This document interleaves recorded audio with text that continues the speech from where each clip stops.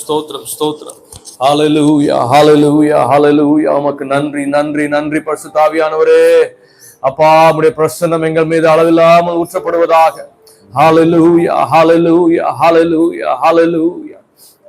ஆண்டவரே, அப்பா, 2-3 வாரங்கள் எங்களால ஆண்டவரை கூடி உங்களுடைய வேதத்தை தியானிக்க முடியாம போனாலும் இன்றைக்கு எங்களை கூடி வர செய்திருக்கிறீர்.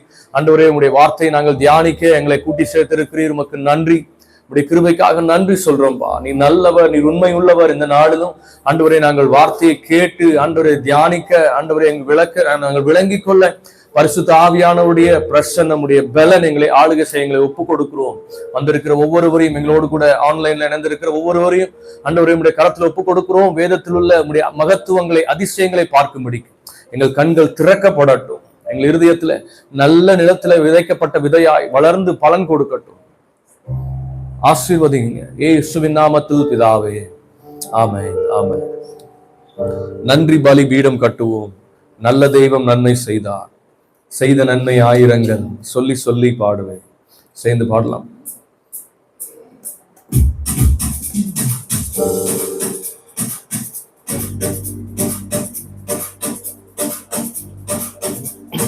நன்றி பலி பீடம் கட்டுவோம்.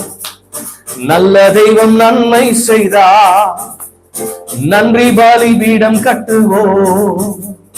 நல்ல தெய்வம் நன்மை செய்தார், செய்த நன்மை ஆயிரங்கள், சொல்லி சொல்லி பாடுவே.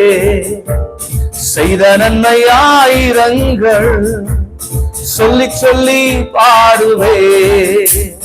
நன்றி தகப்பனே, நன்மை செய்தீரே. நன்றி தகப்பனே, நன்மை செய்தீரே. நன்றி பலி பீடம் கட்டுவோம். நல்ல தெய்வம் நன்மை செய்தார், நன்றி பலி பீடம் கட்டுவோம். நல்ல தெய்வம் நன்மை செய்தார். ஜீவன் தந்து நீர் அன்பு கூர்ந்தி, பாவம் நீங்கிட கழுவி விட்டி.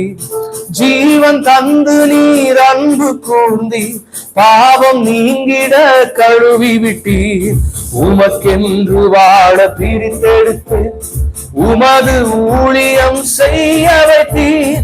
உமக்கென்று வாழ பிரித்தெடுத்து, உமது ஊழியம் செய்ய வைத்தீர். நன்றி தகப்பனே, நன்மை செய்தீரே. நன்றி தகப்பனே, நன்மை செய்தீரே. நன்றி பலி பீடம் கட்டுவோம். நல்ல தெய்வம் நன்மை செய்தார், நன்றி பலி பீடம் கட்டுவோம். நல்ல தெய்வம் நன்மை செய்தார், செய்த நன்மை ஆயிரங்கள், பாடுவே. செய்த நன்மை ஆயிரங்கள், சொல்லி சொல்லி பாடுவே. நன்றி நன்றி தகப்பனே, நன்மை செய்தீரே. நன்றி தகப்பனே, நன்மை செய்தீரே. பார்க்கும் கண்களை தந்தீரையா, பாடும் உதடுகள் தந்தீரையா. பார்க்கும் கண்களை தந்தீரையா, பாடும் உதடுகள் தந்தீரையா. உழைக்கும் கரங்களை தந்தீரையா, ஓடும் கால்களை தந்தீரையா. உழைக்கும் கரங்களை தந்தீரையா, ஓடும் கால்களை தந்தீரையா. நன்றி தகப்பனே, செய்தீரே. நன்றி தகப்பனே, நன்மை செய்தீரே. நன்றி பலி பீடம் கட்டுவோம். நல்ல தெய்வம் நன்மை செய்தார், நன்றி பலி பீடம் கட்டுவோம். நல்ல தெய்வம் நன்மை செய்தார், செய்த நன்மை ஆயிரங்கள், சொல்லி சொல்லி பாடுவே. செய்த நன்மை ஆயிரங்கள், சொல்லி சொல்லி பாடுவே. நன்றி நன்றி தகப்பனே, நன்மை செய்தீரே. நன்றி தகப்பனே, நன்மை செய்தீரே. இருளின் அதிகாரம் அகற்றி விட்டீர், இயேசு அரசுக்குள் சேர்த்து விட்டீர். இருளின் அதிகாரம் அகற்றி விட்டீர், இயேசு அரசுக்குள் சேர்த்து விட்டீர். உமக்கு சொந்தமாய் வாங்கிக் கொண்டு உரிமை சொத்தாக வைத்துக் கொண்டீர். உமக்கு சொந்தமாய் வாங்கிக் கொண்டு உரிமை சொத்தாக வைத்துக் கொண்டீர். நன்றி தகப்பனே செய்தீரே.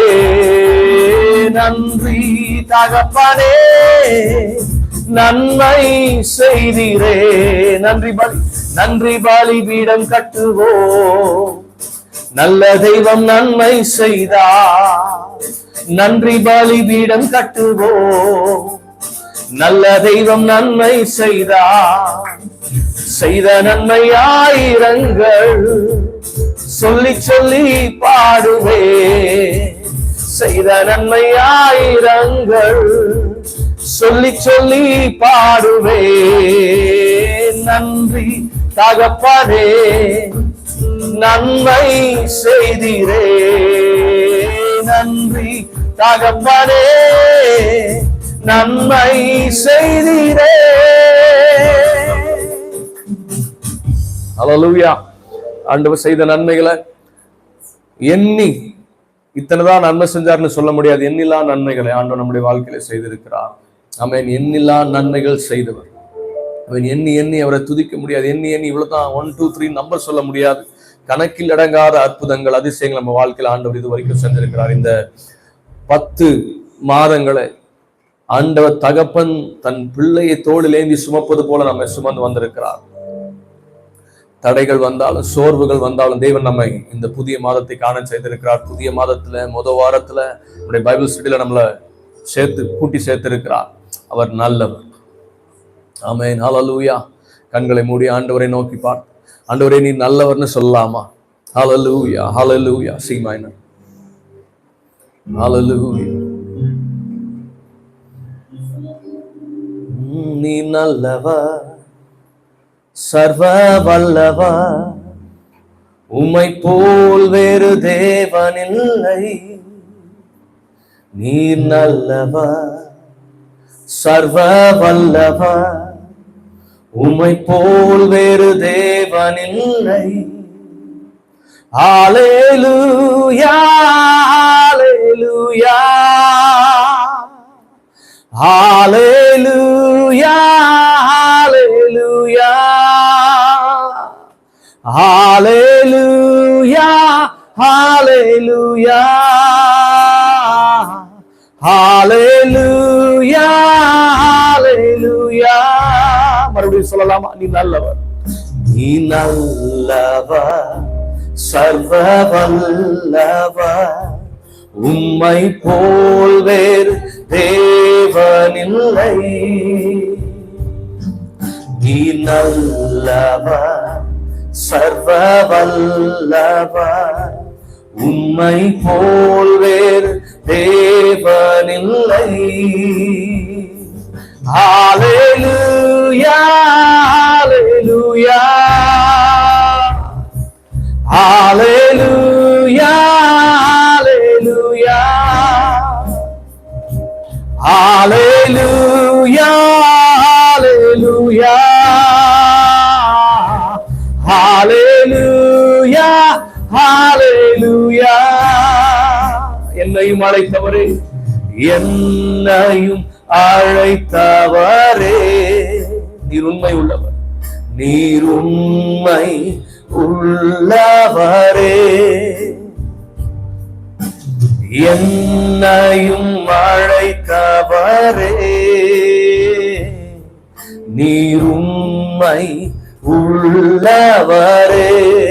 நீ நல்லவர், நீ நல்லவர், சர்வ வல்லவர், உம்மை போல் வேறு தேவனில்லை. நீ நீ நல்லவர், சர்வ வல்லவர், உம்மை போல் வேறு தேவனில்லை. ஹல்லேலூயா, ஹல்லேலூயா, ஹல்லேலூயா, ஹல்லேலூயா, ஹல்லேலூயா,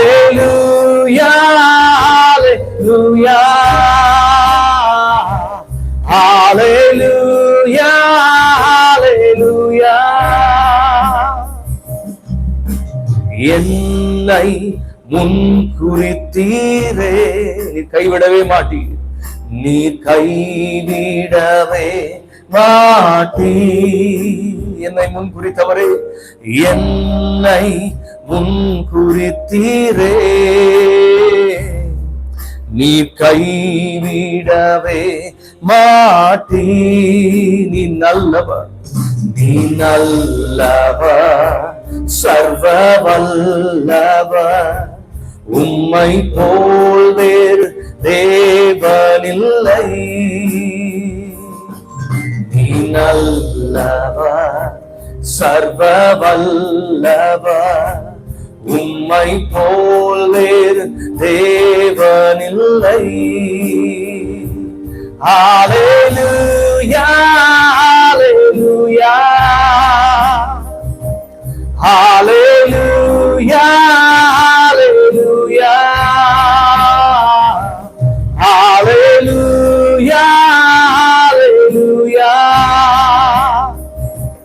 ஹல்லேலூயா, ஹல்லேலூயா, ஹல்லேலூயா,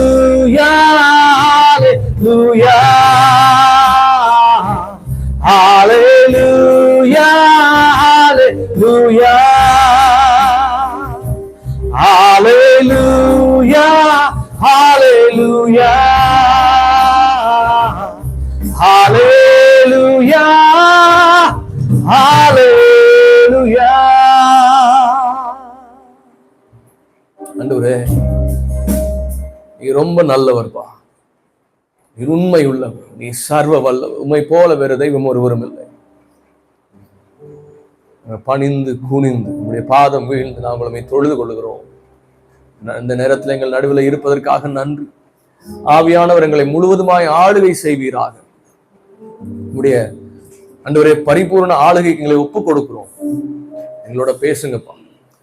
உடைய வசனம் ஆண்டவரே எங்க வாழ்க்கையில பலன் கொடுக்கட்டும், வளர்ந்து பெருகட்டும். இயேசுவின் நாமத்தில் பிதாவே, ஆமென்.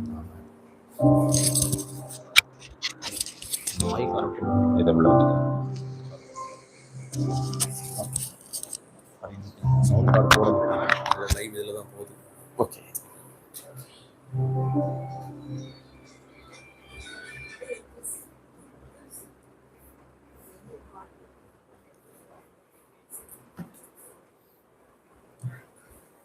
தேவனுக்கு மகிமை உண்டாவதாக. இன்றைக்கு நாம் மத்தேயு எழுதின சுவிசேஷம் 27ஆம் அதிகாரத்திற்கு நம்முடைய வேதத்தை திருப்புவோம்.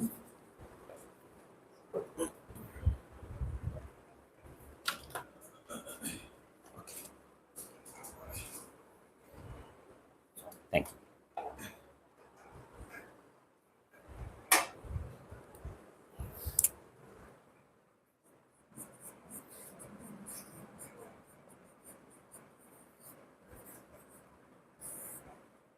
இதுக்கு இப்படி ஒரு இந்த அதிகாரத்தில் நம்ம பார்க்குற விஷயம் என்னன்னா, sufferings,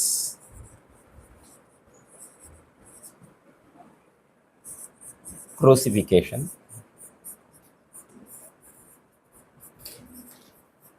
and death of Jesus Christ.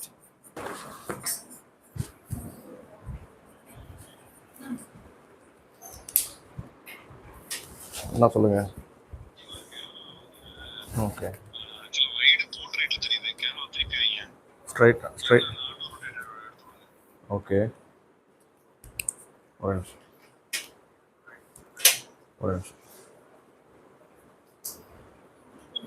இதற்கு முன்னாக நாம் பார்த்திருக்கிறோம் அவருடைய விசாரணை கடைசியாக அவருடைய மரண ஆக்கினைக்கு நேராக போகிறது.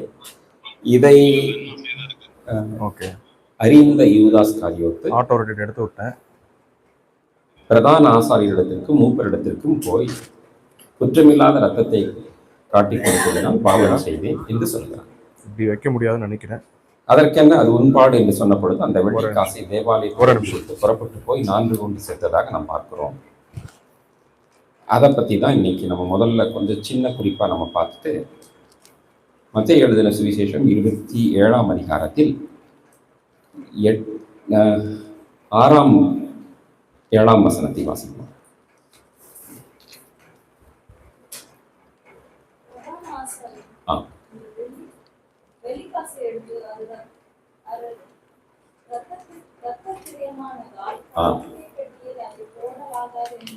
சொல்லி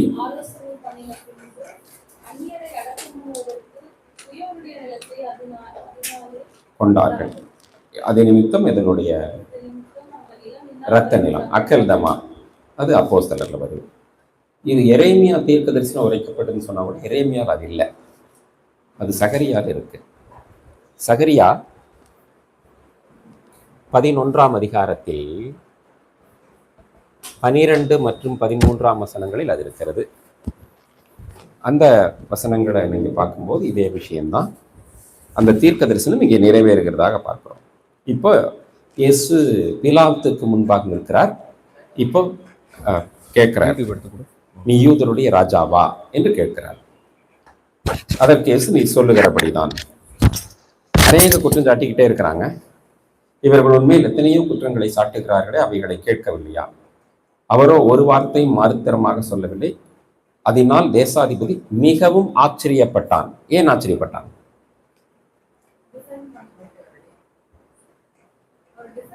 டிஃபெண்ட் பண்ணல. அது மாத்திரமல்ல, இயேசுவின் இடத்தில் எந்த குற்றம் இல்லை என்பது ஏற்கனவே பிலாத்துவுக்கு தெரியும். அது வரலாற்றில் இருக்கிறது, வேதத்தில் இல்லை. அதனால் அவர் ஆச்சரியப்படுகிறார். இப்ப கூட டிஃபெண்ட் பண்ணா நான் ஜட்ஜ்மெண்ட் கரெக்டா கொடுப்பேன், அவரை விடுதலை பண்ணிடுவேன். அவரோ பிதாவின் சித்தத்தின்படி அவர் மரணத்தை நோக்கி பயணிக்கிறார். அப்போ வேற ஒரு ஆப்ஷன் வச்சு இவர் எப்படியாவது விடுதலை பண்ணலாம்னு சொல்லி ஜனங்களை என்ன கேட்பாங்கன்னு பார்த்துட்டு பண்டிகை தோறும் அவர்கள் ஒரு ஆளை ரிலீஸ் பண்ணுவாங்க. நம்ம நாட்டில் எப்படி இருக்கு, சுதந்திர தினத்தப்ப சில பேரை ரிலீஸ் பண்ணுவாங்க. ஜனாதிபதிக்கு மட்டும்தான் அந்த அதிகாரம் இருக்கு. அப்போ கேட்குறான், 2 பேரை வச்சுட்டு, ஏன்னா அவர் ஒரு கண்டுபிடிச்சிட்டாரு, அது அந்த அதிகாரத்தில் இருக்குது பார்த்தீங்களா, 17ஆம் வசனத்துல, பொறாமையினாலே தான் ஒப்பு கொடுத்தார்கள். அவர்கிட்ட எந்த தவறு இல்லை. மார்க் 15 அது இருக்குன்னு நினைக்கிறேன். பொறாமையினாலே ஒப்பு கொடுத்தார்கள் அப்படிங்கும்போது அங்க பரபாஸ் அப்படிங்கிற ஒரு ஆளு, இந்த பக்கம் இயேசு கிறிஸ்து, அந்த பக்கம் பரபாஸ். யாரை விடுதலையாக்க வேண்டும்? கிறிஸ்து எனப்படுகிற இயேசுவையா இல்லை பரபாசியா? இதுலேயும் ஒரு ஆவிக்குறி வழிபாட்டை உங்களுக்கு நான் சொல்ல விரும்புகிறேன். நல்லா கவனிங்க. 2 பகுதி இருக்கு. 2 பகுதியில் இங்க பாத்தீங்கன்னா பரபாஸ். உங்களுக்கு புரிஞ்சுதுன்னு நினைக்கிறேன்.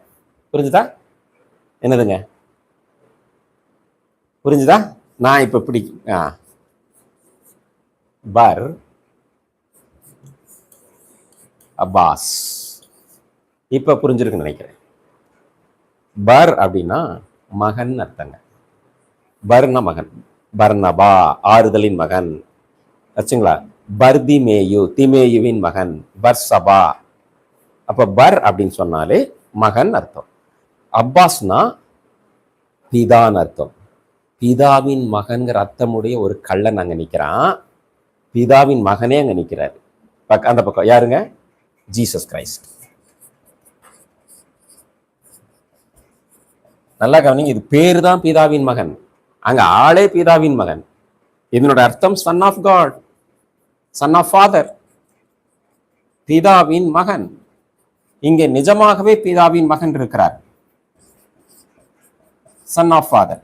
யாரை விடுதலையாக்க வேண்டும்? பர் அப்பாஸையா அல்லது இயேசு கிறிஸ்துவையா?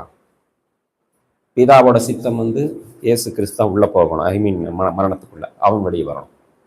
உங்களுக்கு நன்றாக தெரியும், வரலாற்றில் படித்திருக்கிறீர்கள், பரபாஸ் ஒரு விசுவாசியாகவே மரித்தான், பின்னால் இயேசு ஏற்றுக்கொண்டு வரலாறு சொல்லுகிறது, வேதத்தில் இல்லை.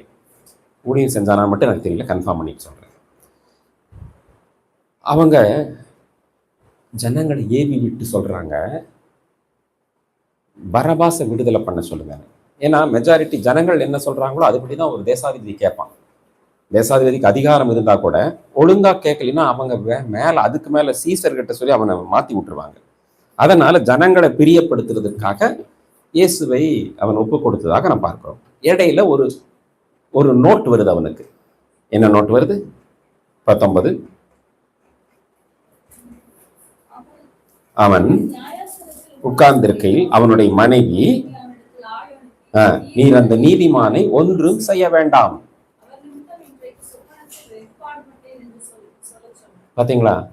சொப்பனத்துல இது வந்திருக்கு. என்ன பாடுபட்டு சொப்பனத்துல ரொம்ப இவரை பார்த்து ரொம்ப பாடுபட்டேங்கிறார். என்னன்னா சொப்பனத்தில் இவருடைய மகத்துவத்தை பார்த்தார். என்ன பார்த்திருப்பான்னு நினைக்கிறீங்க? சங்கீதம் 18 இருக்கிற ஒரு விஷயத்தை பார்த்ததாக வரலாற்று குறிப்புகள் சொல்லுகின்றன. ஊர்ஜிதமாகவில்லை, இருந்தாலும் இது பார்த்திருக்கிறதுக்கு வாய்ப்பு அதிகம். எல்லாரும் எடுத்துக்கோங்க. அந்த பிலாத்துவோட வைஃப் எதை சொப்பனத்துல பார்த்தான்னு சங்கீதம் 18 இருக்கிற சில விஷயங்களை சொல்லுகிறார்கள். அதை நான் இப்போவோ படித்தேன், நான் ரட்சிக்கப்பட்ட ஆரம்பத்திலே. சங்கீதம் 18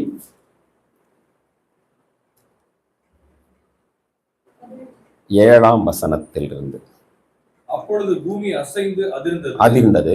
அவர் கோபம் கொண்டபடியால் பர்வதங்களின் அஸ்திவாரங்கள் குலுங்கி அசைந்தது. அவர் நாசிலிருந்து புகை எழும்பிற்று.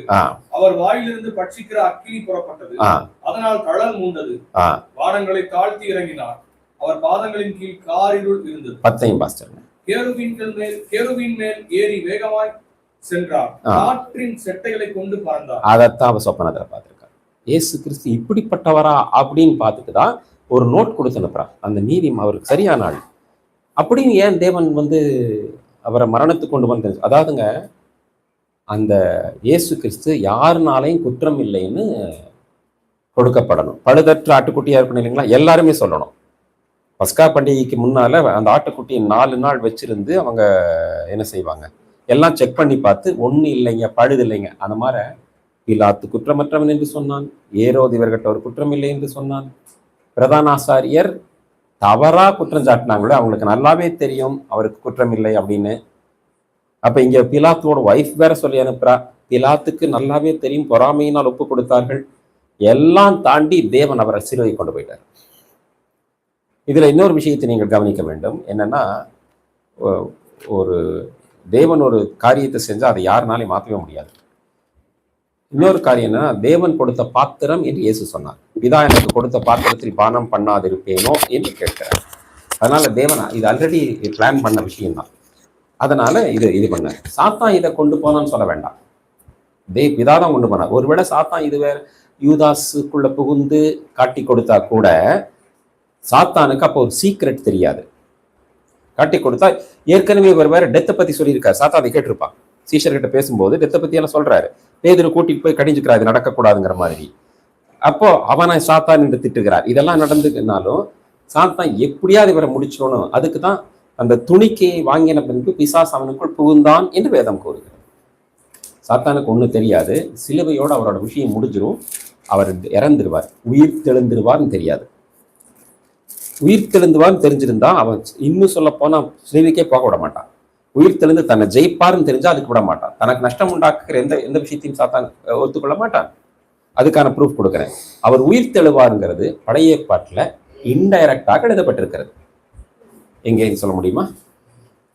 டைரக்டா சொல்லலை, இன்டைரக்டா 2-3 இடத்துல இருக்கு. அது இன்டைரக்டா தான் இருக்கு. உயிர் தெழுவாருங்கிற டைரக்டான வார்த்தையில் வராம வேற மாதிரி இருக்கு.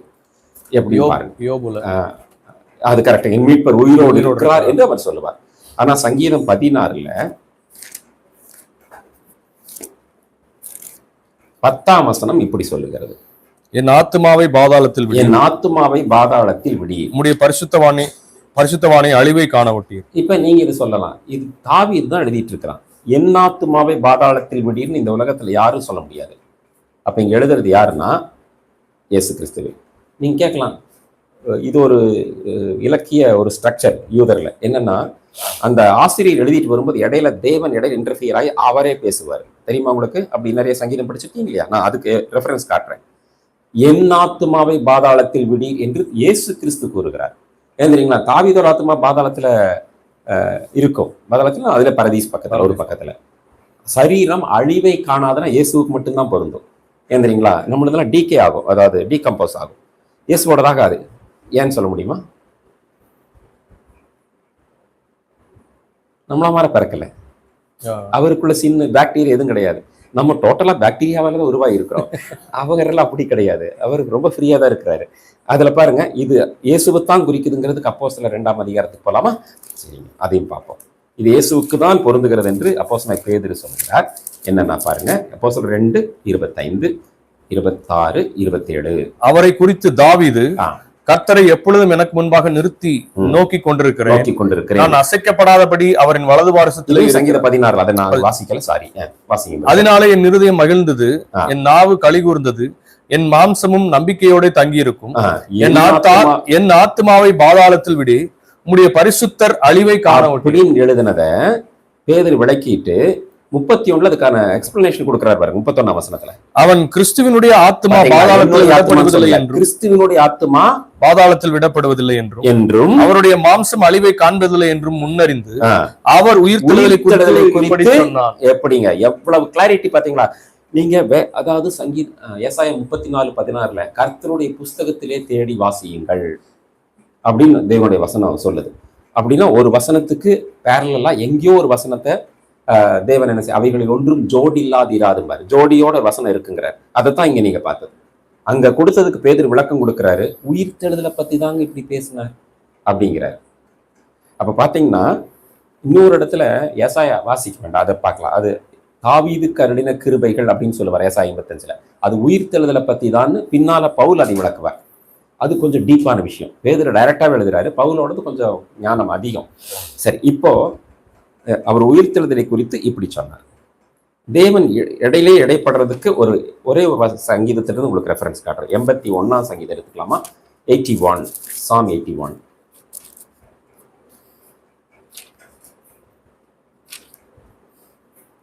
அதுல பாருங்க, நம்முடைய பலனாகி தேவனை கம்பீரமாய் பாடுங்கள் அப்படி இப்படின்லாம் சொல்றாரு ஆச்சுங்களா. அவன் ஆனா 6ஆம் வசனம் பாருங்க, அவன் தோலை சுமைக்கு விலக்கினேன், அவன் கைகள் கூடைக்கு நீங்களாக்கப்பட்டது. விலக்கினேன்னு சொல்லி ஆசாப்படுத்த முடியாது, கரெக்டுங்களா? யார் தோலை? யோசேப்பு. அப்படின்னா இதை யார் செய்ய சொல்ல முடியும்? தேவன் தான், கரெக்டுங்களா? சரிங்க, 10ஆம் வசனம், உன்னை எகிப்து தேசத்திலிருந்து புறப்பட பண்ணின உன் தேவனாகிய கர்த்தர் நானே. எப்படி ஆசாப்படுத்த முடியும்? இடையில கர்த்தர் புகுந்து இன்டர்ஃபியரா எழுதுறாருங்க.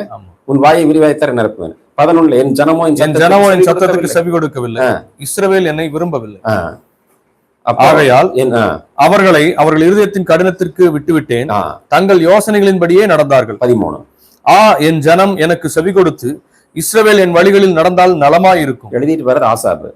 ஆசாபுன்னு என் ஜனம் சொல்ல முடியாது, என் வழியில் நடங்கன்னு பேசறதுக்கு எந்த மனுஷனுக்கு தகுதி இல்லை. அங்க எழுதுறது தேவன். அந்த மாதிரி சங்கீத 16 தாவீது எழுதிட்டு வரும்போதே இடையில இயேசு கிறிஸ்து பேசுகிற மாதிரியே ஆவியானவர் எழுதி வைத்திருக்கிறார். இதைத்தான் பேதுரு அப்போஸ்தலர் 2:31 கன்ஃபார்ம் பண்றார். இது இயேசுவை பத்தி உயிர்த்தெழுதல் தான் தாவீது எழுதினது என்று சொல்லுகிறார். சரிங்க, இப்போ எல்லாரும் ஏவி விடுறாங்க, பரபாச விடுதலை ஆக்குங்க, இயேசுவை என்ன பண்ணணும், சிலுவையில் அறையுங்க. ஏன் என்ன தப்பு செஞ்சார் இவர் அப்படின்னு கேட்கிறாரு. ஓகே, நீங்க சொல்றது கரெக்ட், பரபாசை ரிலீஸ் பண்ணிடுறேன், இயேசுவை சிலுவையில் அறைய நீங்க சொல்றீங்க, என்ன குற்றம் சாட்டுகிறீர்கள்? அதுக்கு அவர்கள் என்ன சொன்னாங்கன்னா, சிலுவையில் அறையுங்கிறத மட்டும்தான் ஷவுட் பண்ணிட்டு இருந்தாங்களோட அவங்களால எதையுமே சொல்ல முடியல, எந்த ப்ரூஃபும் இல்லை. அப்படின்னா இந்த மனுஷனுடைய ரத்தப்படி என்கிட்ட இருக்காதுன்னு சொல்லி கையை கழுவும் போது அவங்கெல்லாம் தூக்கி தங்கள் தலைமையில மண்ணை வாரி போட்ட மாதிரி எங்க மேல இருக்கட்டும் இது அப்படின்னு சொல்லி சொன்னாங்க. எல்லா ஜனங்களையும் சொல்ல முடியாதுங்க, கரெக்டுங்களா? அங்க ஒரு சில ஜனங்கள் அழுததாகவும் வேதம் சொல்லுகிறது. இயேசு அவங்கள பார்த்து எனக்காக அழக வேண்டாங்க. முழு குரூப்புமே இயேசுவுக்கு எகென்ஸ்ட் இல்லை, இயேசுவின் மேல் அன்பு உள்ளவர்களும் அங்கே இருந்தார்கள். இதையெல்லாம் பார்க்கும்போது பரபாசை விடுதலையா கேஸ் ஒப்பு கொடுத்தாச்சு. இவங்க அந்த அரண்மனைக்கு முன்னால வந்து நிக்க வச்சு அவருக்கு ஒரு அதாவது என்ன சொல்றாங்க, அவர் வஸ்திரங்களை கலற்றி சிவப்பான மேலங்கி, அது வந்து ஒரு பரிகாசத்துக்கு மாக்கரி பண்ணி முள்ளுகளால் ஒரு முடியை சூட்டி, அதுலயும் பார்த்தீங்கன்னா அந்த முள்ளெல்லாம் ரொம்ப நீளமானது, உள்ளே பதியும், கோல் அடிச்சாங்க. அப்படிதான் அந்த வசனம் சொல்லுது. மற்ற சுவிசேஷத்தோட கையினால் இருக்குது, கோல் அடிச்சாங்க. அப்பதான் அது உங்களுக்கு ஃபுல்லா பதியும். அதுல அடிச்சு அப்புறம் யூதருடைய ராஜாவே வாழ்க, இது வஞ்ச புகழ்ச்சி.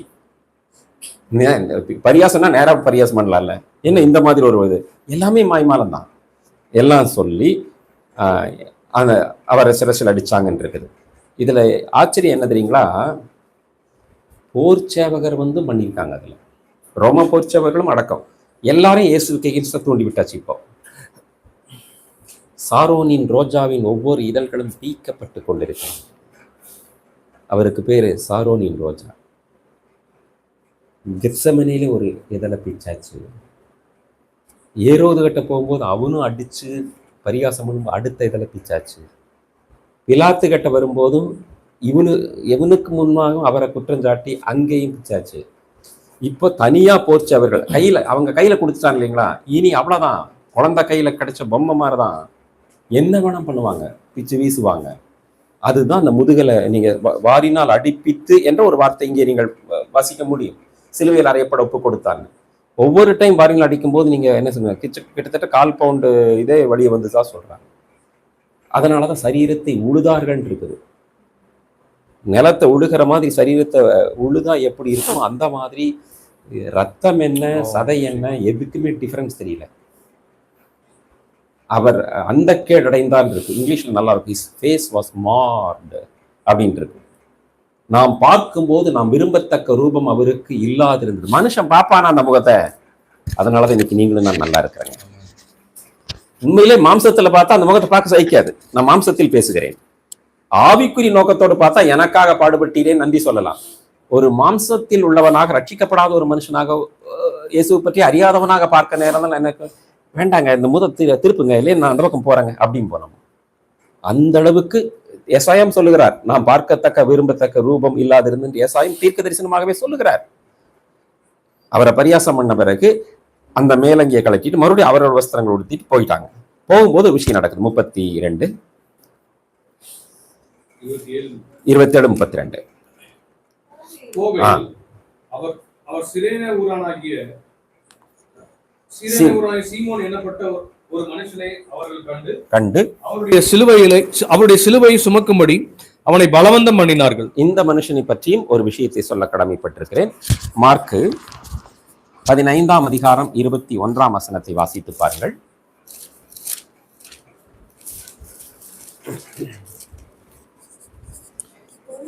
பொழுது விடிந்தவுடனே பிரதான ஆசாரியரும் மூப்பரும் வேதபாரகரும் ஆலோசனை சங்கத்தார் அனைவரும் கூடி ஆலோசனை பண்ணி இயேசுவை கட்டி கொண்டு போய் பிலாத்துவினிடத்தில் ஒப்புக் கொடுத்தார்கள். பிலாத்து அவரை நோக்கி, நீ யூதருடைய ராஜாவா என்று கேட்டான். அதற்கு அவர், நீ சொல்லுகிறபடிதான் என்றார். பிரதான ஆசாரியர்கள் அவர் மேல் அநேக குற்றங்களை சாட்டினார்கள். அவரோ மாறுதரம் ஒன்றும் சொல்லவில்லை. 21 படிக்கிறீங்க, 15-21. சிரேனே ஊரானும் அலெக்சாந்தருக்கும் ரூப்புக்கும் தகப்பனுக்கும், இங்கிலீஷ்ல ரூஃபஸ், அது பையன் பேரு. ரூப்னா ரூத் மாதிரி நினைச்சுக்காதீங்க. தகப்பனுமாகிய சீமோன் எனப்பட்ட ஒருவன் நாட்டிலிருந்து அவளியே வருகையில் அவருடைய சிலுவை சுமக்கும்படி அவனை பலவந்தம் சொல்றது வில்லேஜ்ல இருந்து அர்த்தம். அவனை பலவந்தம் பண்ணினார்கள். ஒண்ணு இல்ல, சில பேரை சொல்லுவோம்ல, ரொம்ப நாட்டானா இருப்பா நாட்டுக்கு, வில்லேஜ் ஆளுதான் அப்படி சொல்லுவாங்க. ஓகே, ரோமர் 16-13 என்ன சொல்லுங்க பாருங்க. இப்பதான் அதுல ஒரு வரலாறுல ஒரு விஷயம் இருக்கு, அதுக்கான ரெஃபரன்ஸ் தான் நான் பைபிள் இருந்து காட்டியிருக்கேன். ரோமர் 16-13 16-13. கர்த்தருக்குள் தெரிந்து கொள்ளப்பட்ட ரூபையும் எனக்கு தாயாகி அவனுடைய தாயையும் வாழ்த்துங்கள். சிரேனை ஊரானாகி சீமோன் ஆப்பிரிக்கா தேச அங்க இருக்கிறவன், அங்கிருந்து அந்த வழியா வரும்போது இவனை பிடிச்சு சிலுவை பலம் ஆண்டவரை பின்னால் ஏத்துக்கிட்டு அங்க போய் ஊழியம் பண்ணியிருக்கான். ஏன்னா அது ஈஜிப்ட் அல்லது ஆப்பிரிக்கா பேர் நமக்கு தெரியும். அவனோட மகன் பேர் அலெக்சாண்டர், ஒரு கிரீக் நேம் மாதிரி ஆச்சுங்களா. ஏன்னா அந்த இடத்துல அலெக்சாந்திரியான்னு ஒரு பட்டணம் இருந்துச்சு, அது கிரீக்கோட இது, பழைய ஏற்பாட்டிலே அது நமக்கு தெரியும். அவங்களுடைய மகன்கள் தான் அலெக்சாண்டர் அண்ட் ரூஃபஸ். அதுக்கப்புறம் அந்த சிரேனே ஊரான அந்த சீமோன் இயேசுவை ஏற்றுக்கிட்டனால ரத்த சாட்சியை இறந்துருவான். அவங்க எகிபேசு பட்டணத்துக்கு வந்துருவாங்க. அந்த அம்மாவும் இந்த இவனோட ஒய்ஃப் இருக்காங்க இல்லைங்களா, இவனோட அம்மாவும் இவர் சீமோனோட ஒய்ஃபும் அந்த ரூஃபஸ் அவங்க எல்லாம் எபேஸுக்கு வந்துருவாங்க. பவுல் தான் அவரை கொஞ்ச நாள் பராமரிச்சார். அவங்களை அங்க வச்சு பாதுகாத்து மற்றவங்களை ஹெல்ப்புக்கு ஏற்படுத்தினார். அதைத்தான் அங்க பேசுறாரு. இதைத்தான் சொல்றோம்.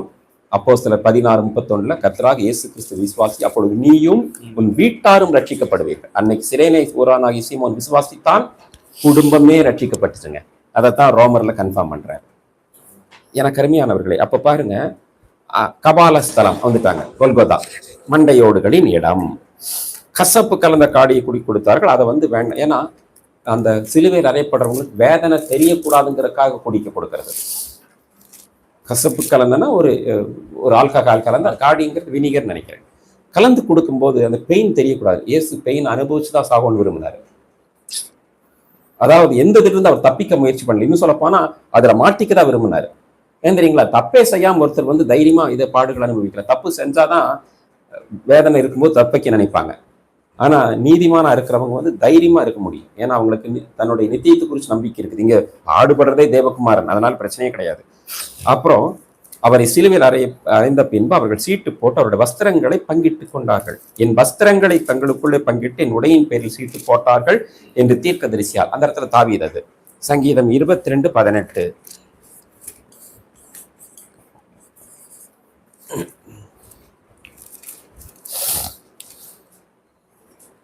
என் வஸ்திரங்களை தங்களுக்குள்ளே பங்கிட்டு என் உடையின் பேரில் சீட்டு போடுகிறார்கள். பாருங்க, 17 வாசிங்க பிரதர். என் எலும்புகளை எல்லாம் நான் எண்ணலாம், அவர்கள் என்னை நோக்கி பார்த்து கொண்டிருக்கிறார்கள். இதைத்தான் அடுத்த வசனம் சொல்லு. அவர்கள் அங்கே உட்கார்ந்து அவரை காவல் காத்து கொண்டிருந்தார். அதுக்கு முந்தின வசனம் வாசிங்க சங்கீதத்துல. நாய்கள் என்னை சூழ்ந்திருக்கிறது, பொல்லாதவர்களின் கூட்டம் என்னை வளைந்து கொண்டது, என் கைகளையும் என் கால்களையும் உருவ குத்தினார்கள். இதுல என்ன ஆச்சரியம் கவனிச்சீங்களா? 16ஆம் வசனத்துல சொல்ல முடியும், அந்த காலத்துல தண்டனையே இல்லை. அதுதான் தீர்க்க தரிசனம். ஃபியூச்சர்ல தாவீது எழுதுனது கிட்டத்தட்ட அதுக்கப்புறம் 1000 வருஷம் கழிச்சுதான் இயேசு கிறிஸ்து வர்றாரு பூமிக்கு, கிமு 10ஆம் நூற்றாண்டு. அப்பவே இந்த தண்டனைய தாவீதுனால் எழுத முடியாது, பரிசுத்த ஆவியானவர் தான் எழுத முடியும். அதனாலதான் தாவீது மூலமா ஆவியானவர் ஏவி கைகளையும் கால்களையும் உருவ குத்தினார்கள் எழுது. ஏன்னா தேவகுமாரன் அப்படிதான் பாடுபட போறார், அதை எழுது. அதுல அதிகமா சிலுவை மரணம் இல்ல, இயேசுவை பத்தி தீர்க்கதரிசிகள் ஏசாயா இவங்கெல்லாம் சொல்லியிருக்காங்க. அதை விட ரொம்ப, அதாவது இன்டைரக்டா அதிகமா சொன்னது தாவீது தான். அவர் பாட்டுல நிறைய இடங்கள் ரைட். ஏசாயா நீங்க சொன்ன மாதிரி, பிரதர் சொன்ன மாதிரி ஏசாயா டைரக்டாவே சொல்றாரு. தாவீது என்னன்னு சொல்லி சொல்றோம், அந்த இடத்துல இயேசுவை தான். இப்பதான் பார்த்தோம், என் ஆத்துமாவை பாதாளத்தில் விடு. அப்போ பல இடங்கள்ல தாவீது இயேசுவை தான் சொல்லிட்டே இருக்கிறார், தன்னுடைய குமாரனை தான். ஆனா ஏசாயால அதை வேற மாதிரி இது பண்ணாருன்னு வச்சுக்கோங்களேன், பிக்சோரியலா காட்டினார்னு வைங்க. இந்த இடத்துல பார்க்கும்போது இவன் யூதருடைய ராஜாவாகி இயேசு என்று எழுதி அவருக்கு மேலாக வைத்தார்கள். 2 கள்ளர்கள் இருந்தாங்க. அதை நீங்க வரலாறுல படிச்சிருப்பீங்க.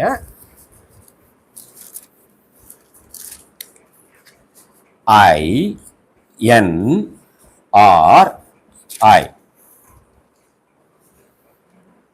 இது INRI. அது என்னன்னா லாட்டின் யோசஸ். அதை நான் ஜேன் எழுதுறேன் வச்சுங்களா. ஜேன் எழுதி நான் இது பண்றேன். எப்படின்னா ஜீசஸ் இயோசஸ் தான். அது என்ன தெரியுங்களா, இயோசஸ். இது கிரீக் இயோசஸ்ங்கிறது. நான் இங்கிலீஷ்ல எழுதுறேன், எல்லாத்துக்கும் புரிய, குழந்தைகளா இருக்காங்க அதுக்காக. ஜீசஸ், ஆனா கொஞ்சம் லாட்டின் கலந்து எழுதுறேன். நசரேனஸ், பாருங்க, நசரேனஸ், நேசரத்துன்னு எழுதல, ஆனா உண்மையில அது நேசரத்து தான் இங்கிலீஷ்ல.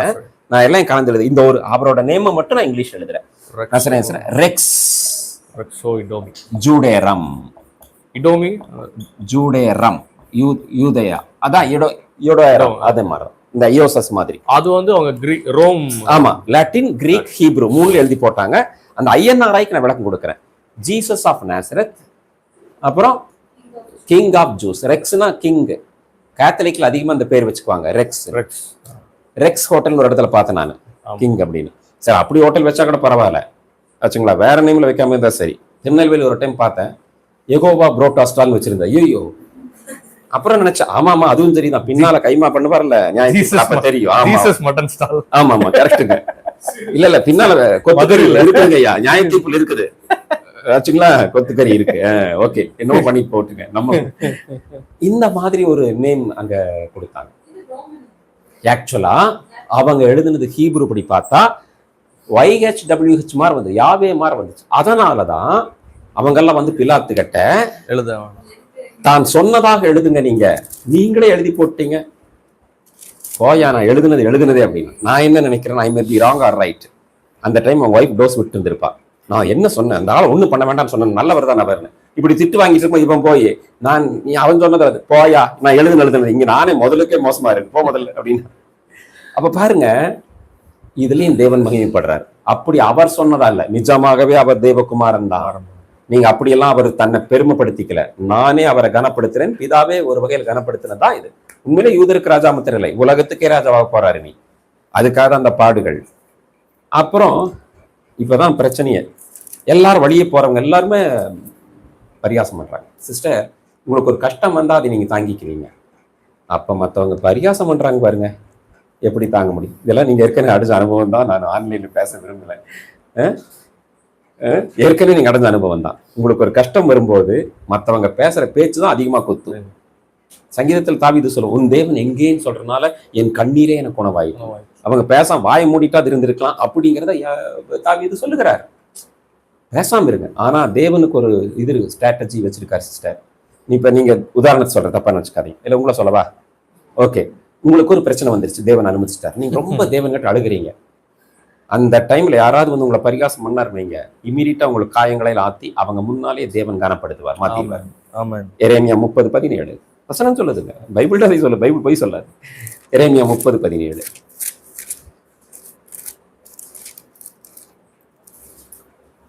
அவர்கள் உன்னை விசாரிப்பாரற்ற சீயோன் என்று சொல்லி உனக்கு தள்ளுண்டவள் என்று பெயரிட்டபடியா நான் உனக்கு ஆரோக்கியம் வர பண்ணி நான் உனக்கு காயங்களை ஆற்றுவேன் என்று கர்த்தர் சொல்லுகிறார். பாத்தீங்களா?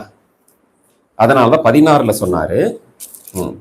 16 ஆதலால் உன்னை பட்சிக்கிறவர்கள் யாவரும் பட்சிக்கப்படுவார்கள், உன் சத்துருக்கள் எல்லாரும் சிறைப்பட்டு போவார்கள், உன்னை சூறையாடுகிறவர்கள் சூறையாடப்படுவார்கள், உன்னை கொள்ளையிடுகிற அனைவரையும் கொள்ளைக்கு ஒப்பு கொடுப்பேன். உங்களை யாராவது ஒன்றும் இல்லைங்க, எல்லாருமே நம்மளை பரியாசம் பண்றாங்க. சங்கீதம் 41 இருக்கு, என் ஆத்துமாவை குணமாக்கும் ஜெபம் பண்றாங்க. நான் அடிக்கடி என்னோட டீம்ல சொல்றது தான், ஏதோ ஒரு பிரச்சனை பண்ணிட்டீங்க வாலிப வயசு, இப்போ ஏதோ ஒரு பிரச்சனை ஆயிடுச்சு, தேவனு சிக்ஷிக்கிறார், எல்லாரும் பரியாசம் பண்றாங்க. நேரா ரூமை பூட்டி தேவனோட காலில் விடு. கரெக்டான்னு சொல்லுங்க சிஸ்டர், காலில் விழுந்துரு, சரண்டராக், தேவனோட காலில் விடு, மனுஷன் காலில் விடுறாரு. காலில் விழுந்து என்ன பண்ண முடியும் சிஸ்டர்? நம்ம தப்பு பண்ணிடலாம், பண்ணலே நம்ம இருதையும் சொல்லி ஆவியானவர் சொன்னார்னா பிரச்சனை இல்லை. பண்ணிட்டு நமக்கே தெரிஞ்சுன்னா, ஏன்னா அதனால தான் பிரச்சனை வந்துச்சு, மற்றவங்க அதை காரணமா எடுத்துக்கிட்டு நம்மளை கிரிட்டிசைஸ் பண்றாங்க. ஓகே, காலில் விழுந்து சரண்டர் ஆகி, இப்பவாவது என்னை ஆண்டவரே குணமாக்குங்க, நான் இனிமேல் தப்பு பண்ண மாட்டேன், என்னை குணமாக்கி ஊரார் வாய் அடைங்க ஆண்டவரே செய்ய இமீடியட்டா செய்வார் அவர். அப்படியா, நீ இப்ப பிரச்சனை பண்ணிட்டே இல்ல, ஓகே, நான் அதை டோட்டலா அப்பதான் வாசிச்சீங்க, உனக்கு ஆரோக்கியம் வர பண்ணி உன் காயங்களை ஆற்றுவேன், அதை பண்ணிட்டு எங்கெல்லாம் கனவீனம் அடைஞ்சியோ அதே இடத்துல உன்னை கனப்படுத்துவேன் அப்படின்னு தேவன் சொல்றாரு. வச்சுங்களா? இன்னொரு விஷயம் இங்க அவர் சொல்லும்போது, அந்த வழியை நடந்து போறவங்க எல்லாருமே பரியாசம் பண்ணிட்டே இருக்கிறாங்க. ஒரு வார்த்தை சொல்றாரு, மற்றவர்களை ரட்சித்தான் தன்னைத்தான் ரட்சித்துக்குள்ள திராணி இல்லை. ஒன்ன ஒத்துக்கிட்டாங்க, மற்றவங்களை ரட்சிச்சாருங்க ஒத்துக்கிட்டாங்க. எல்லாருக்கும் ரட்சிப்பு கொண்டு போன நீங்க ரட்சிக்கப்படலை, காப்பாற்றப்படலை. இவன் இஸ்ரவேலின் ராஜாவானால் இப்பொழுது சிலுவையிலிருந்து இறங்கி அங்கேயும் சாத்தானோட வேலை நடக்குதுங்க. சிலுவையிலிருந்து இறங்கிட்டான்னு வச்சுக்கோங்க சிஸ்டர், என்ன ஆகும்? இந்த கேள்வி ஒரு நிமிஷம் நீங்க சொல்லுங்க, அது கேன்சரா பிறந்தது. அவர் இறங்கிவான் டீஸ் பண்றாங்க சிஸ்டர், பரியாசம் பண்றாங்க, இறங்கி காட்டுறாங்க தேவகுமார் அப்படின்னு வச்சுக்கோங்க. Praise the Lord. அந்த பலியில ஒரு பழுதாயிரும். பிளேம்லெஸ் சாக்ரிஃபைஸ் தானே, பிளேம் ஏந்திரீங்களா? ஃபுல் பாடுகள் அனுபவிக்கிற வரைக்கும் அவர் மரணம் வரைக்கும் போகணும். இடையில இறங்கி இந்த மாயாஜால காட்சியில பண்ண விரும்பல, அப்படிதான் ப்ரூவ் பண்ணணும்னு அவசியம் இல்லை. ஆனா அவர் நீங்க சொல்லுங்க, அதுக்கான ஆன்சர் அப்புறம் சொல்றேன். You are right. இப்போ இந்த கேள்வி, இப்போ நமக்கும் நம்மளோட லைஃப்லயும் நம்ம இன்னொருத்தங்கள்ட்ட போய் ஒரு சுவிசேஷன் சொல்லும் போது, ஆண்டவர்களை ஆசீர்வதிப்பார், ஆண்டவர்களை விடுதலை ஆக்குவார் அப்படின்னு அவங்களுக்கு சொல்லும் போது, சில காரியங்கள் நமக்குள்ளே இன்னும் மீன்ஸ் நமக்குள்ள இந்த சென்ஸ், இப்போ ஃபார் எக்ஸாம்பிள் ஒரு ஏழையான ஒரு அம்மா வந்து நம்ம போயிட்டு ஆண்டவர்களை ஆசீர்வதிப்போம், இதெல்லாம் பிரச்சனை எல்லாம் மாறும், அவங்க அவங்க கேட்கறது என்னன்னா, உனக்கே இன்னும் மாறலையே, நீயே கஷ்டப்பட்டு தானே இருக்கு. இந்த இது கேட்டனால நான் கான்வர்சேஷன் அப்ப சொல்லுங்க ஒரு விஷயம், எனக்கு நிறைய கஷ்டங்கள் வந்துச்சுன்னம்மா, இப்பவும் வந்துட்டு இருக்குது. ஆனா ஒவ்வொரு கஷ்டத்துக்கும் தேவன் விடுதலை ஆக்குறாரு. 2 கொரிந்தியர் 1ஆம் அதிகாரத்துல 4ஆம் வசனம் எப்படி இருக்கோ அதன்படி என்னை நடத்துறாரு. உங்களுக்கு நான் உதவி செய்யறேன். தேவனால் எங்களுக்கு அருளப்படுகிற ஆறுதினாலே எந்தவித உபத்தில் அகற்பட்டவர்களுக்கு நாங்கள் ஆறுதல் செய்ய திராணி உழவும்படி எங்களுக்கு வரும் சகலபத்தில் அவரே எங்களுக்கு ஆறுதல் செய்கிறார் அப்படின்னு இல்லைங்களா சிஸ்டர்? தானே 2 கொரிந்தியர் 1:4. 2 Corinthians 1:4. ஆறுதலினாலே நாங்கள் ஆறுதல் செய்ய திராணி உள்ளவர்களாகும்படி சகல உபத்திரவங்களிலேயும் அவரே எங்களுக்கு ஆறுதல். இதனால எங்களை அந்த பாதையில் நடத்துறாரு, ஆனா விடுதலை மாக்குறாரு அப்படின்னு சொல்லிடுவோம். நாங்க இன்னொன்னுங்கம்மா, நான் விடுதலையான தான் உங்களுக்கு சாட்சியே சொல்ல முடியுதுன்னு சொல்லுவோம். இப்ப உங்களுக்கு ஒரு சிக்கல் இருக்கே பிரதர்ன்னு கேட்பாங்க. அதுக்கும் விடுதலை தருவார், விசுவாசத்தோட தான் நான் பயணம் பண்ணிட்டு இருக்கேன்னு சொல்லி. ஏன் தெரியுங்களா, இதுவரைக்கும் விடுதலை ஆக்குறவர் இனிமேல் எப்படி கைவிடுவார்? அதுக்கு ப்ரூஃபே, நம்மளை இனிமேல் கைவிட மாட்டாருங்கிற ப்ரூஃப் என்ன தெரியுமா பிரதர்? இதுவரை காப்பாத்தினதான். வேற எல்லாம் நீங்க ப்ரூஃப் தேடக்கூடாது, அடையாளம் எல்லாம் கேட்கக்கூடாது. உங்களை தேவன் இன்னும் காப்பாத்துவாரா? ஆமா, அதுக்கான ப்ரூஃப் இதுவரை காப்பாத்துனது. இன்னும் சொல்ல போனா பெரிய பெரிய நோயெல்லாம் ஜெயிச்சவங்க இன்னைக்கு சாதாரண தலைவலிக்கே முறுமுறுத்துட்டு இருக்காங்க. கஷ்டமா இருக்கு நினைச்சா. பெரிய பெரிய வியாதியெல்லாம் எனக்கு தெரிஞ்சு 2 பேர் பிரஸ்ட் கேன்சர்ல சுகமா இருக்கிறாங்க. பெரிய பெரிய ஆட்கள், அவங்களுக்கெல்லாம் தெரியவங்க யாரு. அந்த மாதிரி நிறைய சாட்சி கேள்விப்பட்டுட்டு ஒரு தலைவலிக்காரா நம்ம பயந்துக்கலாமா? அதான் இத்தனை நாள் நம்மளை காப்பாத்தினதே இதுக்கு ப்ரூஃப். இனிமேல் நம்மளை நல்லா நடத்துவாருங்கிற ப்ரூஃப். அதை நம்பி தான் இது பண்ணணும். அதை தான் ஏசாயா 46:9 நினைக்கிறேன். ப்ளீஸ், தப்பா சொல்றேன்னு தெரியல, வாசிங்க. 46:9. முந்தி பூர்வ காலத்தில் நடந்தவைகளை நினையுங்கள், நானே தேவன், வேறொருவரும் இல்லை. 43:18 பாருங்க. ரெண்டுக்கும் ஒரு கான்ட்ரவர்ஷியலா இருக்கிற மாதிரி இருக்கும். 43:18. முந்தினவைகளை நினைக்க வேண்டாம், பூர்வமானவைகளை சிந்திக்க. இப்ப பாருங்க, எல்லாரும் இங்க பாருங்க. இதுல நினைக்க வேண்டாங்கிறாரு, முன்னால் நடந்ததை. 46:9 நினைக்கணுங்கிறாரு. நீங்க டிஃபரன்ஷியேட் பண்ணணும். என்ன தெரியுமா சிஸ்டர், அதுக்கு ஒரு இன்சிடென்ட் சொல்றேன். தேவன் இப்படி சொல்றதா கற்பனை பண்ணிக்கலாம், அது உண்மைதான், கற்பனை இல்லை. செங்கடல் கட்ட நின்று கஷ்டப்பட்டதை நினைக்காதீங்க, செங்கடல் பிரிஞ்சதை நினைங்க. ஒன்ன நினைக்காதீங்க, ஒன்ன நினைங்க. முந்தினவைகளை நினைக்க வேண்டானது, கஷ்டப்பட்டதை நினைக்காதீங்க, விடுதலை ஆக்குனதை நினைங்க. வனாந்திரத்தில் தண்ணி இல்லாம தாகமா அலைஞ்சதை, இப்படியெல்லாம் தேவனங்களை கஷ்டப்படுத்தினா நினைக்காத. தண்ணி கண்மலையிலிருந்து புறப்பட பண்ணதை நினை. சாப்பாடு இல்லாம பசியா இருந்ததை நினைக்காத, மன்னாவை கொடுத்ததை நினை. அக்னி சோலையில போட்டதை நினைக்காத, அவரும் கூட வந்து உலாவனதை நினை. இப்படித்தான் முந்தினவைகளை நீங்கள் நினைச்சு உங்களை ஆறுதல்படுத்த முடியும். 2 வசனமே உண்மைதான். பழசையே நினைச்சு உங்களை நீங்களே காயப்படுத்திக்காதீங்க. அங்க தேவன் எப்படி, அதுக்கு இந்த 2ஐயும் நினைச்ச ஒரு வசனத்தை சொல்லட்டுமா சிஸ்டர்? யோவேல் 2:26.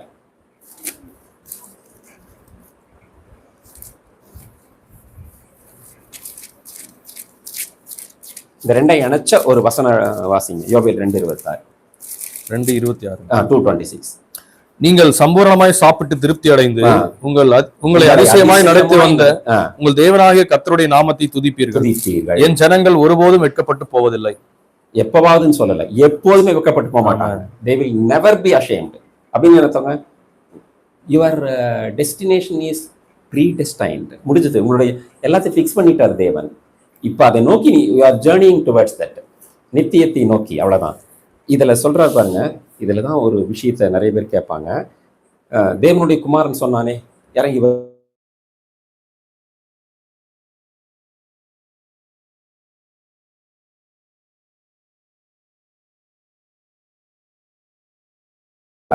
இடையில ஒரு டெஸ்மாஸ் தான் ரட்சிக்கப்பட்டான்னு நினைக்கிறேன். இடையில ஒரு இடத்துல அவனுக்கு சாலை ரோட்ல ஏதோ கஷ்டப்படும் போது ஏசு அவனுக்கு ஹெல்ப் பண்ணதா எங்கேயோ படிச்சு ஞாபகம். ஐம் சாரி, பைபிள் இல்லாத நம்ம டக்குன்னு அக்செப்ட் பண்ண வேண்டாம். This may be wrong or right. அவரோட சீஷர்ல வச்சு அவனுக்கு ஹெல்ப் பண்ண அப்படின்னு சொன்னதாக ஞாபகம். பின் ஒருவேளை உலகத்தோட்டத்துக்கு மேலே தேவன் அவனை தெரிஞ்சுக்கிட்டா கரெக்டாக சிலுவை கொண்டு வந்து ரட்சிப்புக்குள் கொண்டு போயிட்டார் வச்சுங்களா. இன்னொரு விஷயம் என்னன்னா, எல்லாரும் நிந்திச்சாங்க. 9ஆம் மணி நேரத்தில் ஆண்டவர் ஒரு சத்தம் போட்டார், ஏலி ஏலி லாமா சபக்தானி, என் தேவனே என் தேவனே ஏன். சங்கீதம் 22:1.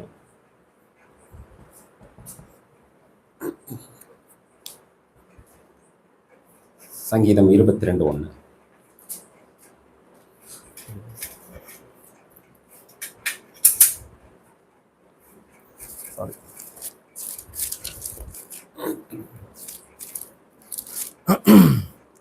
என் தேவனே என் தேவனே ஏன் என்னை கைவிட்டாய். இது ஒரு ப்ராஃபஸி தான். இது தாவீது சொன்னது. ஆனா இயேசுவை பத்தி தான் தெரியுங்களா பிரதர், எந்த ஒரு மனுஷனும் தேவன் என்னை கைவிட்டார்னு சொல்ல முடியாது. கரெக்டா? சவுலை தவிர. சவுலை விட்டுருங்க, அது வேண்டாம், சவுலை பத்தி பேச வேண்டாம். பழைய ஏற்பாட்டு சவுலை பத்தி நான் பேச விரும்பல.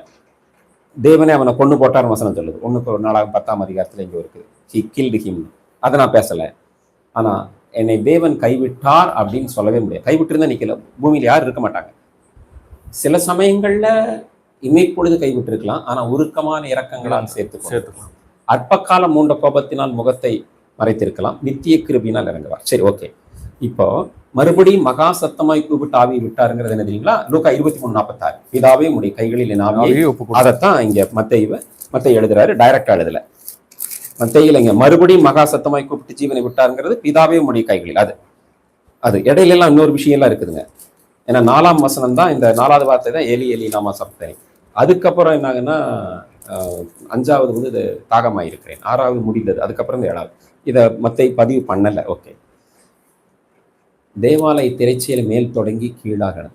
தேவாலய திரைச்சீலையும் போது நீங்க பார்க்குற விஷயம் என்னன்னா, முதல்ல இதை நான் இப்படி பிரிச்சுக்கிறேன். இதுல வந்து எந்த டோரெல்லாம் வைக்கல. இது அவுட்டர் கோர்ட், இது வந்து பிரகாரம் அது பேர் என்ன சிஸ்டர்? ஆசரிப்பு கூடாரம், டேபர்நாக்கிள். இது பரிசுத்த ஸ்தலம் ஆச்சுங்களா, ஹோலி பிளேஸ். இது ஹோலியஸ்ட் ஆஃப் த ஹோலி, மகா பரிசுத்த ஸ்தலம்.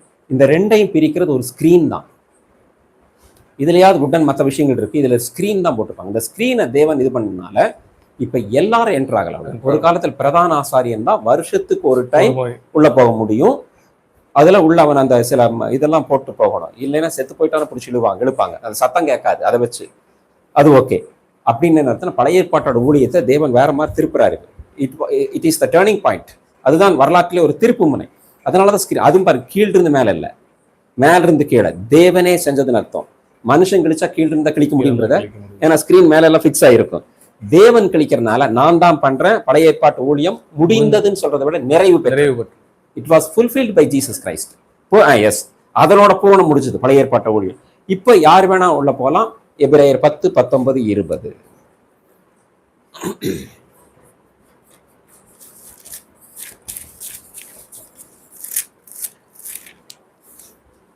ஆகையால் சகோதரரே, நாம் பரிசுத்த ஸ்தலத்தில் பிரவேசிப்பதற்கு இயேசுவானவர் தமது மாம்சமாகிய திரையின் வழியாய் புதிதும் ஜீவனுமான மார்க்கத்தை நமக்கு உண்டு பண்ணினபடியால் அந்த மார்க்கத்தின் வழியாய் பிரவேசிப்பதற்கு அவருடைய ரத்தத்தினாலே நமக்கு தைரியம் உண்டாயிருக்கிறபடினாலும். இன்னொரு விஷயம் பாத்தீங்கன்னா, பரிசுத்த ஸ்தலம் தான் அங்க பவுல் எழுதுறாரு.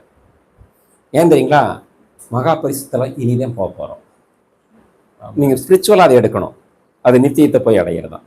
அடுத்த லெவலுக்கு வந்துட்டு இப்ப நம்ம என்ன தெரியுங்களா, குத்து விளக்கு இருக்கிற இடம், நமக்காக பலி செலுத்தப்பட்ட எல்லாம் வந்தாச்சு. அதை எடுத்துட்டு தன்னோட ரத்தத்தினால உள்ள போனது, போயிட்டாரு உள்ள. திரும்பி வந்து நம்மளை மறுபடியும் கூட்டிட்டு போவார். அதாங்க வசனம் சொல்லுதுங்க, உள்ள போயிட்டாரு. நான் மறுபடியும் வந்து உங்களை என்னிடத்தில் சேர்த்துக் கொள்வேங்கிறதான். இப்ப இங்க இருக்கிறாரு உள்ள, திருப்பி வந்து கூட்டிட்டு போவார். அதுக்கு ஏத்த மாதிரிதான் நம்மையும் படைச்சிருக்கிறாரு. ஆவி, ஆத்மா, சரீரம். ஏற்கனவே பார்த்தோம். சரீரங்கிறது பிரகாரம், ஆத்மாங்கிறது பரிசுத்த ஸ்தலம், ஆவிங்கிறது மகா பரிசுத்த ஸ்தலம். நம்மளே அப்படிதான் படைச்சிருக்காரு. சரி, எல்லாம் கிழிஞ்சது, கல்லறைகளும் திறந்தது. நான் தப்பா படிக்கிறேன். பூமியும் அதிர்ந்தது, கண்மலைகளும் பிளந்தது, கல்லறைகளும் திறந்தது, நித்திரை அடைந்திருந்த அநேக பரிசுத்தவான்களுடைய சரீரங்களும் எழுந்திருந்தது. இயேசு மரிக்கும் போது நிறைய பேர் உயிரோடு எந்திரிச்சிட்டாங்க. பிரச்சனை என்ன தெரியுமா சிஸ்டர்? இது நிறைய பேர் குழப்பிக்கிறாங்க. எந்திரிச்சு கல்லறைக்குள்ளேயும் 3 நாள் இருந்திருக்கிறாங்க. எல்லாரும் எந்திரிச்சு வெளியே வந்துட்டாங்கன்னு தப்பா புரிஞ்சுக்காதீங்க. அடுத்தது பாருங்க, அடுத்த வசனம். அவர் உயிர்த்தெழுந்த பின்பு இவர்கள் கல்லறைகளை விட்டு புறப்பட்டு பரிசுத்த நகரத்தில் பிரவேசித்து அநேகருக்கு காணப்பட்டார்கள். ஆனா திருப்பி போய் அவங்க கல்லறைக்குள் இருந்து இறந்திருப்பாங்க. எப்படி? இன்னைக்கு நிறைய பேர் அதை குழப்பறாங்க. முதல் உயிர்த்தெழுதல் அதான் சொல்றாங்க. அவங்க எந்திரிச்சதான், இயேசு இறக்கும் போது எந்திரிச்சதான் முதல் உயிர்த்தெழுதல், ஃபர்ஸ்ட் லைன்ங்கிறாங்க. ஏன் தெரியுங்களா? அதுக்கான வசன ரெஃபரன்ஸ் காட்ட போறேன். இப்போ திருப்பி இறந்திருப்பாங்க. அவங்க மகிமை அடைந்த சரீரத்தில் எந்திரிக்கலைங்க. மகிமடை சாந்தியில் எந்திரிச்சிருந்தா ரோட்ல பார்த்து எல்லாம் பயந்து ஓடி இருப்பாங்க. அநேகருக்கு காணப்பட்டார்கள் இருக்குது இல்லைங்களா? they were seen by many people. இப்ப நான் ரெஃபரன்ஸ் கொடுக்கட்டுமா? நிறைய இடத்துல யூடியூப்ல பாருங்க பிரதர், அவங்க தான் உயிர் தெழுதல்பாங்க. அவங்க மறுபடியும் இறந்திருப்பாங்கிற ப்ரூஃப் 1 கொரிந்தியர் 15, 20 மற்றும் 23. 1 கொரிந்தியர் 15, 20 அப்புறம் 23 ரெண்டை மட்டும். கிறிஸ்துவோ மரித்தோரிலிருந்து எழுந்து நித்திரை அடைந்தவர்களில் முதற் பலனானார். 23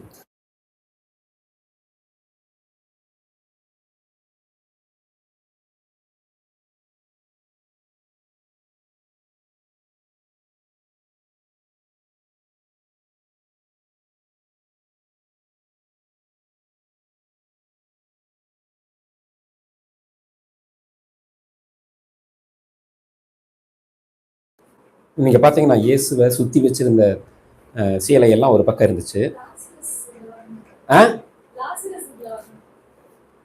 உயிர்த்தெழுதல்ல லாசரு லாசர் இந்த இதுலயா மத்த 27 இதுல லாசர் வந்திருப்பானான்னு கேக்குறீங்களா? இல்ல உயிர்த்தெழுதல் கணக்குல வர மாட்டாரா அப்படின்னு. இல்ல திருப்பி அவர் இறந்தாருல. யார்? லாசர். அவரு பிஷப்பா ஊழியம் பண்ணி மறிச்சார் இல்லைங்க.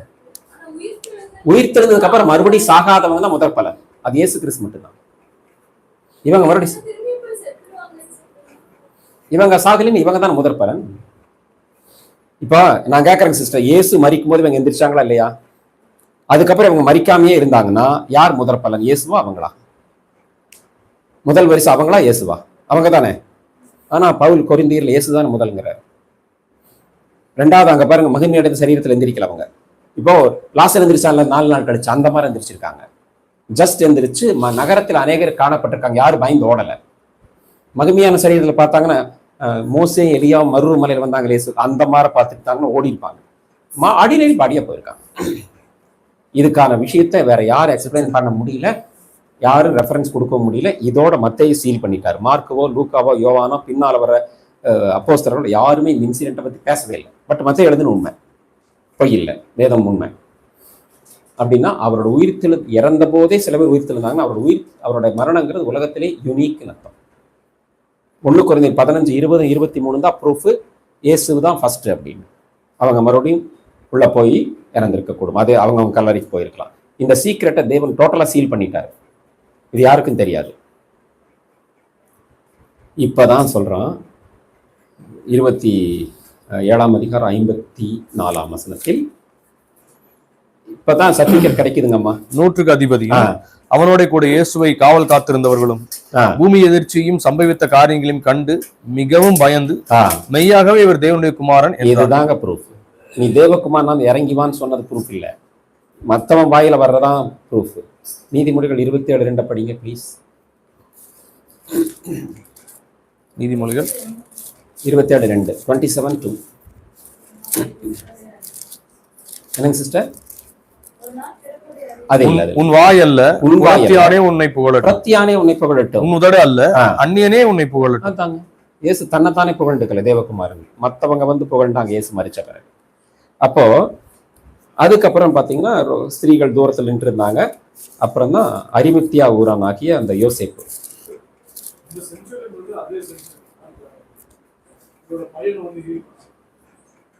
இல்ல அது இல்ல, அந்த செஞ்சுரி. பிலாத்துவின் இடத்துல போய் சரீரத்தை கேட்டு அவன் கொடுத்த பிறகு கண்மலையில் வெட்டியிருந்த புதிய கல்லறையில வச்சாங்க.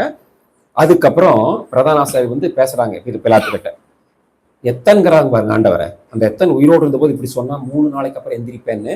சீஷர்கள் ஒருவேளை ராத்திரியில பாடியை கொண்டு போயிட்டு உயிர் திறந்துட்டாருன்னு ஒரு கதை கட்டினாங்கன்னா இருக்கிற முந்தைய விட இது மோசமாயிருன்னு ரொம்ப மோசமா பேசுறாங்க. அதை பத்தி எனக்கு படிக்கவே விரும்பல. முன்தினத்தை பார்க்கலும் பின்தினத்து ரொம்ப இதா இருக்கும் அப்படின் போது பிலாத்து ஒரே வார்த்தை, அவனுக்கு இதுல எல்லாம் ஒரு இதாகலை, நீங்களே போர் சேவகர்கள் கூட்டி போய் காவல் படுத்திக்கோங்க, என்கிட்ட இதெல்லாம் கேட்காதீங்க, உங்களுக்கு தான் காவல் சேவகர் உண்டே, உங்களால் கூடிய மட்டும் பத்திரப்படுத்திக் கொள்ளுங்கள் அப்படின்னு. இதுல பிலாத்து சொல்றத நம்ம தேவங்கிட்ட இருந்து வந்தவான வார்த்தையை நினைச்சேன்னு வைங்க, முடிஞ்சா பத்திரப்படுத்திக்கோங்கன்னு சொன்ன மாதிரி இருக்குது. கூடிய மட்டும் பத்திரப்படுத்திக்கோங்க, உங்களால் முடிஞ்சா பாத்துக்கோங்க அப்படிங்கிற மாதிரி இருக்கு சவாலோட. அவர்கள் போய் அதே மாதிரி கல்லுக்கு முத்திரை போட்டு எல்லாத்தையும் இது பண்ண. எனக்கு அருமையானவர்களே, இயேசுவோட டெத்துங்கிறது உலகத்திலே யூனிக். எந்திரிங்களா? பாவம் இல்லாத மரணம் வச்சுங்களா, எந்த விதமான பிளேம் அதாவது இல்லாத ஒரு விஷயம். அதை விட முக்கியம் என்னன்னா மற்றவர்களுக்காக மரணம். நல்லா கவனிங்க, பாவத்திற்காக அவர் மரித்தார், கரெக்டுங்களா? he died for sin. ஆனா அவரை ஏத்துக்காதவங்க பாவத்தில் மரிக்கிறாங்க. அந்த கல்ல he died in sin, இவர் he died for sin. இன்னொரு கல்ல he died to sin, பாவத்திற்கு மரித்தான், நீதிக்கு பிழைத்தான். எவ்வளவு அந்த ப்ரிபோஷன்ல எவ்வளவு வித்தியாசம் இருக்கு பாருங்க. he died for sin வச்சுங்களா, இவரு. அவன் வந்து he died to sin, ஒரு கல்ல இயேசு ஏத்துக்கிட்டவன். another fellow died in sin, பாவத்தில் மரித்தான். இவரு டையிங் சேவியர், மரித்து கொண்டிருந்த ரட்சகர். அவன் ரட்சிக்கப்பட்டனால டையிங் செயின்ட், ஏன்னா இயேசுவின் ரத்தத்தால் கழுவிட்டார். அவன் டையிங் சின்னர். எப்படிங்க? அது ஒரு இன்னொரு நாள் பார்க்கலாம், முடிஞ்சா குட் ஃப்ரைடே ஒட்டி வர்ற இதுல பார்க்கலாம். இப்ப ரிசரக்ஷன் ஆஃப் ஜீசஸ் கிரைஸ்ட்.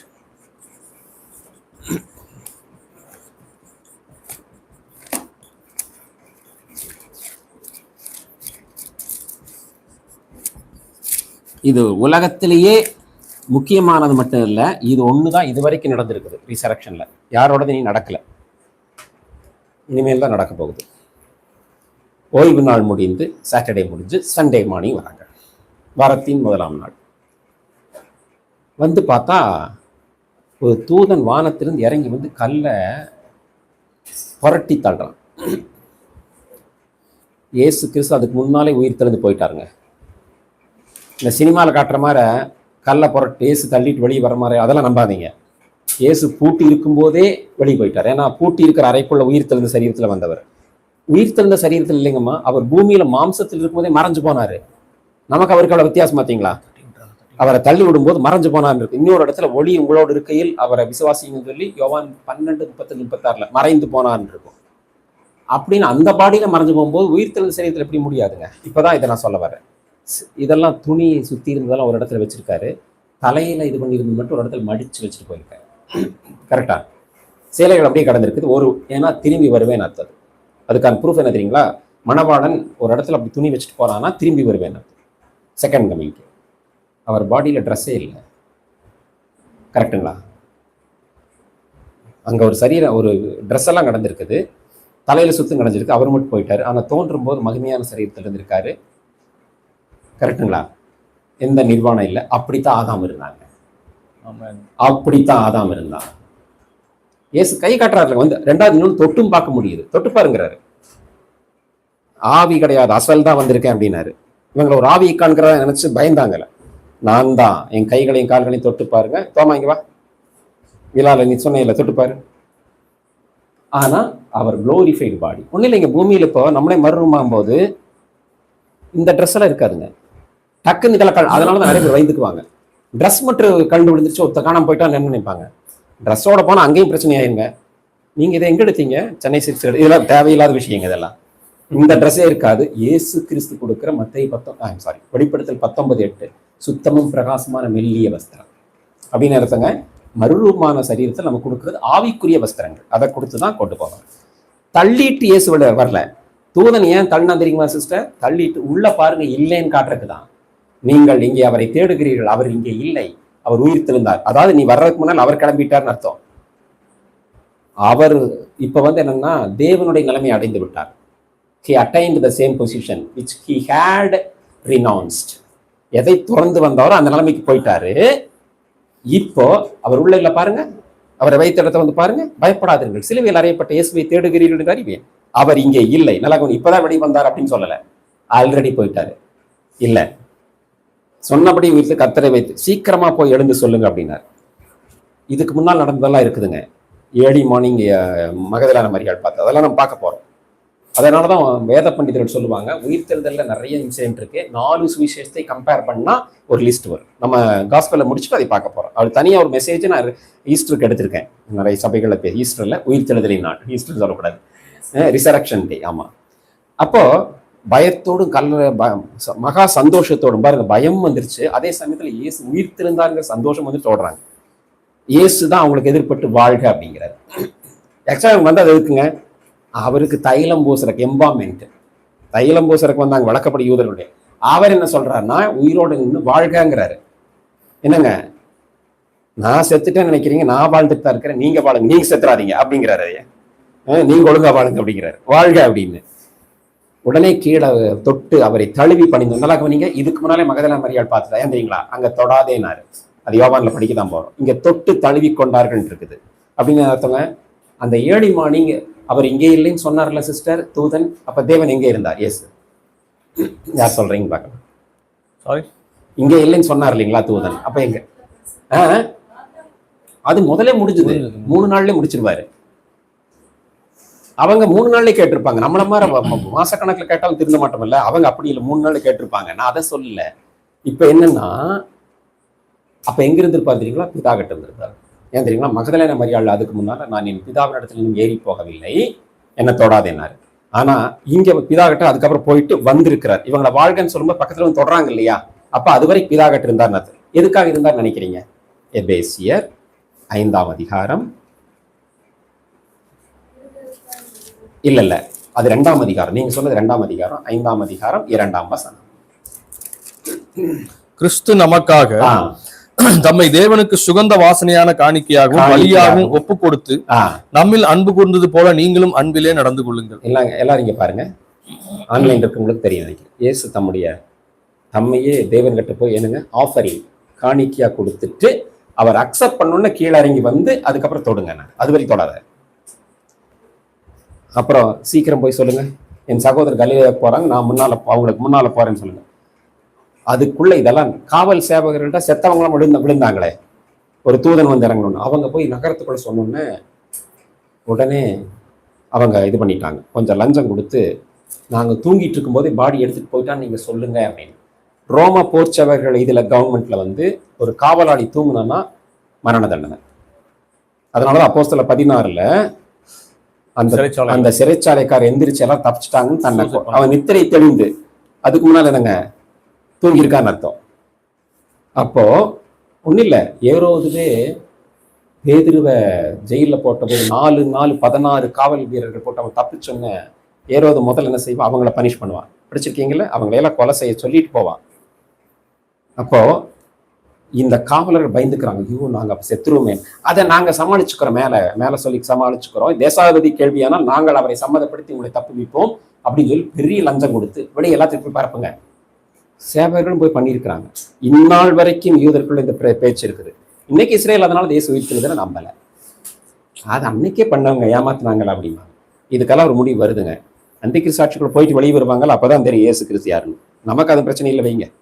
11 சீஷரும் குறித்து நம்ம மலைக்கு போனார்கள். அங்க வந்து சிலர் சந்தேகப்பட்டாங்க, சிலர் பணிந்து கொண்டாங்க. இயேசு ஒரே வார்த்தை சொன்னார், வானத்திலும் பூமியிலும் சகல அதிகாரமும் எனக்கு கொடுக்கப்பட்டிருக்கு.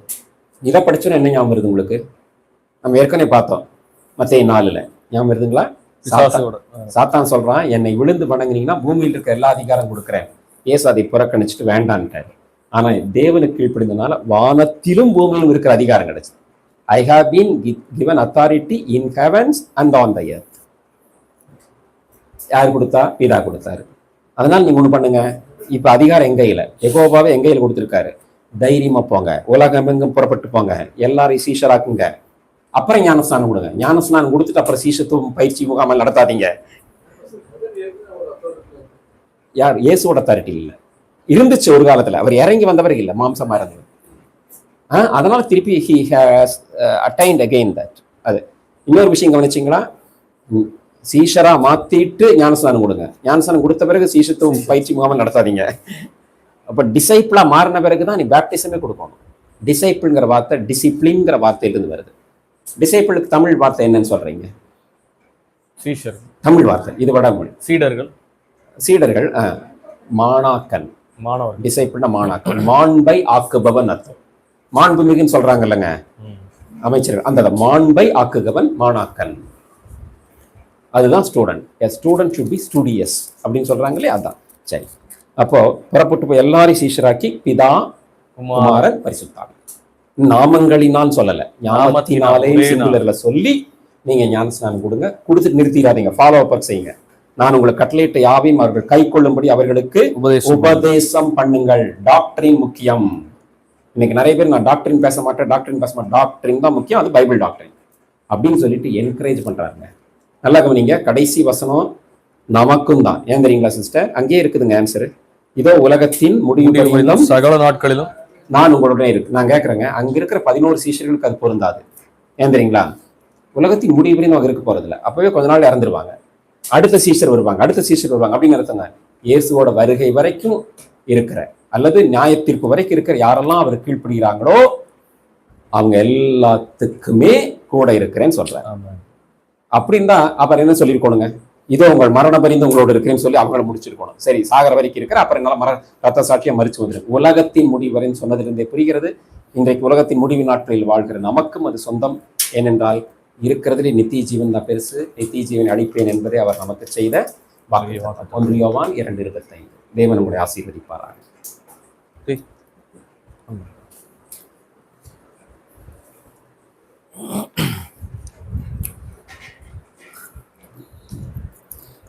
கண்களை மூடி நம் ஆண்டவரை நோக்கி பார்க்கலாம். அவர் நமக்காக மரித்த தெய்வம் மாத்திரமல்ல, நமக்காக ஜீவனை தந்து மீண்டும் உயிரோடு எழுந்த தேவனை நாம் ஆராதிக்கிறோம்.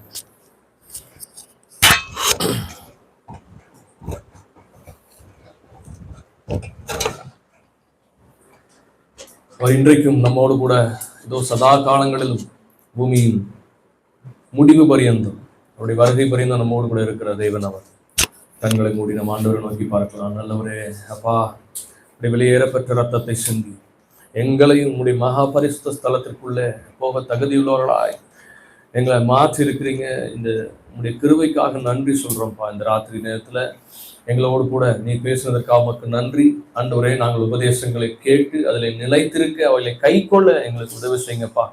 சீஷர்களாய் எங்க வாழ்க்கை மாறட்டும்.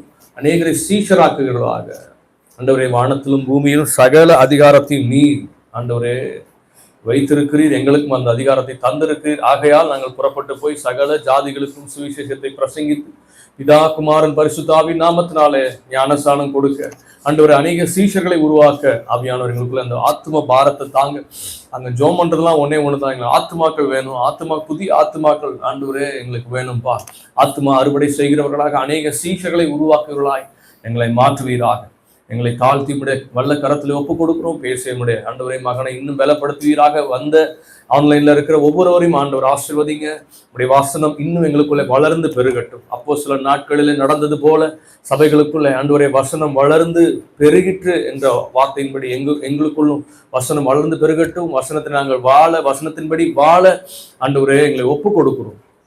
தொடர்ந்து நடத்துங்க, ஆசீர்வதிங்க. இயேசுவின் நாமத்தில் ஜெபிக்கிறோம் எங்கள் நல்ல பிதாவே, ஆமென். என் ஆத்துமாவே கர்த்தரை ஸ்தோத்திரி, என் முழு உள்ளமையுடைய பரிசுத்த நாமத்தை ஸ்தோத்திரி. என் ஆத்துமாவே கர்த்தரை ஸ்தோத்திரி, அவர் செய்த சகல உபகாரங்களையும் மறவாதே.